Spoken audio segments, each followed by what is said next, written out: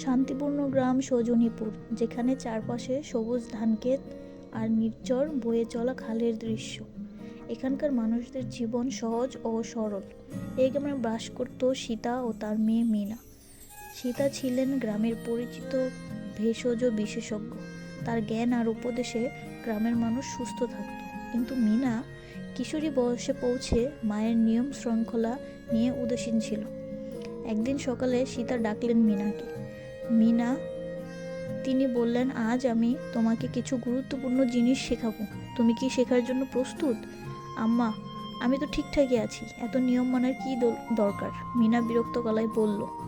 সীতা মৃদু হেসে বললেন, তাহলে আজকের দিনটা আমার সাথে কাটাও।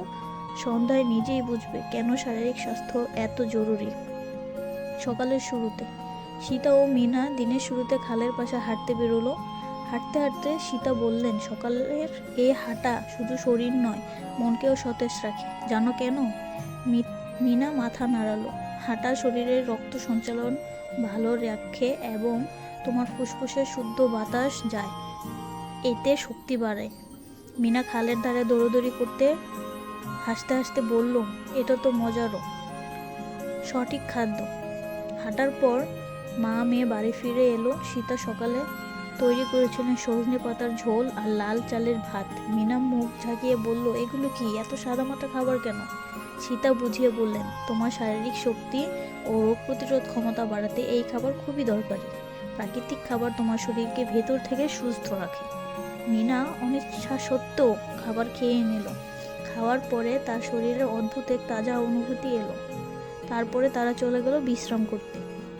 বিকালের দিকে সীতা মীনাকে নিয়ে উঠানে বসলেন। দুজন মিলে কাঁথা সেলাই করছিল। সীতা বললেন, মীনা জানো, শরীর যেমন বিশ্রাম চায় তেমন মনকেও শান্তি রাখা দরকার। এই জন্য ধ্যান বা মনোযোগ দিয়ে কোনো কাজ করা খুব ভালো। মীনা প্রশ্ন করলো, কিন্তু কেন? এত কাজের মধ্যে সময় পাওয়া যায় কিভাবে? মীনার মা তখন বলল, যতই ব্যস্ত হও নিজেকে সময় দাও। প্রতিদিন মাত্র 10 মিনিট মন শান্ত রাখলে তুমি অনেক ভালো অনুভব করবে। সন্ধ্যা নামতে সীতা ও মীনা বাড়ির চারপাশের প্রদীপ জ্বালাতে গেল। প্রদীপের আলো বাড়িটা আলোকিত করলো। মীনা বলল, আম্মা, দিনের সব কাজ করার পর এখন নিজেকে খুব হালকা লাগছে। সীতা হাসলেন এবং বললেন, তোমার শরীর যখন ভালো থাকে তখন তোমার মনও ভালো থাকে। শারীরিক স্বাস্থ্য মানে শুধু অসুখ না হওয়া নয়, এটা মানে শক্তি, সতেজতা আর সুখ। এখন বুঝছো কেন আমি তোমাকে সবসময় স্বাস্থ্যের কথা বলি? মীনা মায়ের গলায় জড়িয়ে ধরে বলল, আম্মা, আমি বুঝেছি। এখন থেকে তোমার সব কথা শুনবো। নিজের শরীরকে ভালো রাখতে সব নিয়ম মেনে চলবো। সেই রাত থেকে মীনা তার মায়ের শেখানো নিয়মগুলো মেনে চলতে শুরু করলো। তার শরীর শুধু শক্তিশালী হলো না, সে অন্যদের থেকে স্বাস্থ্য সচেতন হতে পারলো। মায়ের মতো সেও সজনীপুরের মানুষদের আলোর পথ দেখালো। সীতা ও মীনার গল্পে সবার কাছে একটাই বার্তা ছড়িয়ে দিল, শারীরিক স্বাস্থ্যই জীবনের সত্যিকারের আলো।